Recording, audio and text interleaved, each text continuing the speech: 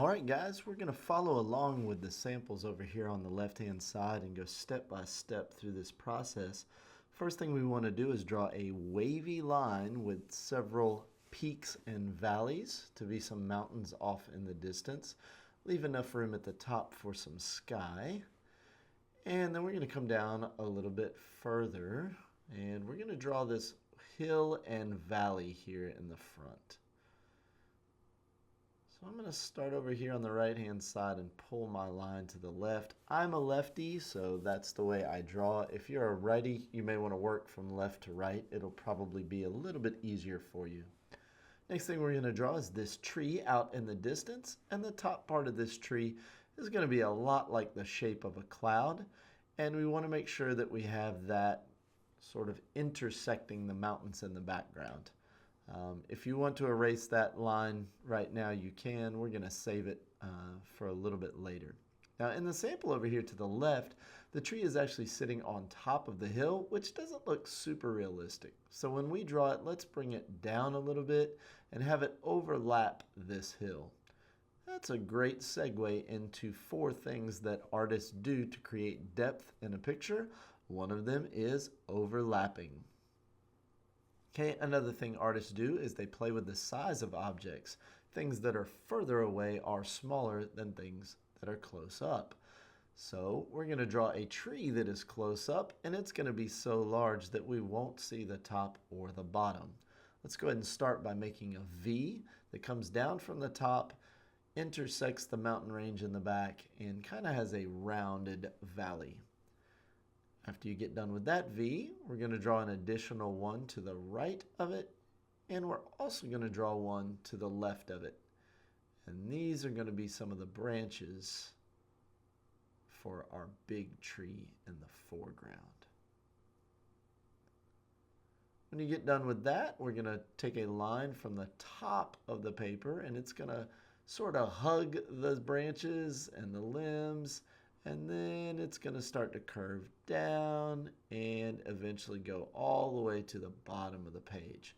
And that's going to be the left line that defines our tree.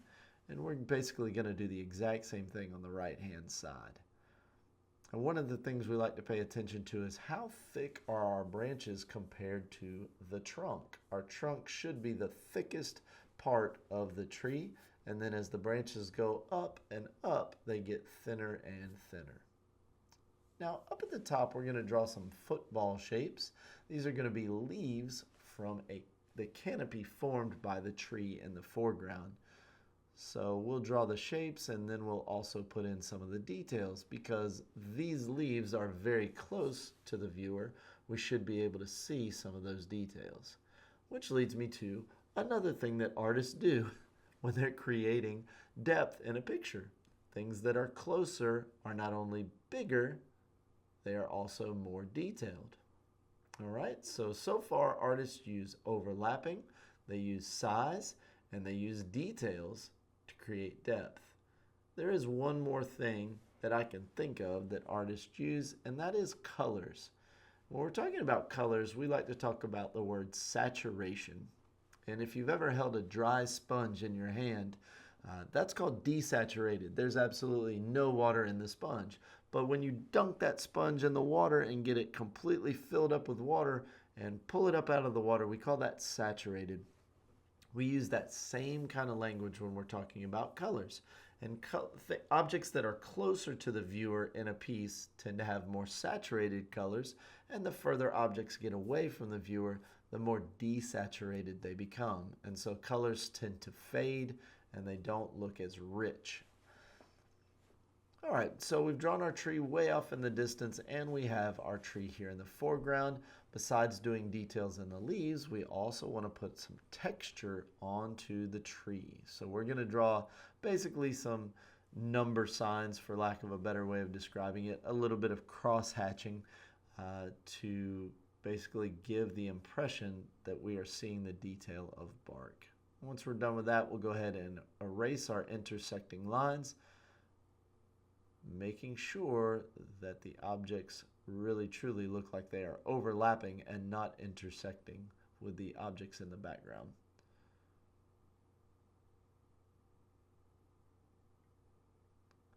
Okay, so we've pretty much followed along with the samples to the left, but now we're going to put in a couple of people. We're going to put in one person in the foreground, and then we're going to put in another person by the tree in the background.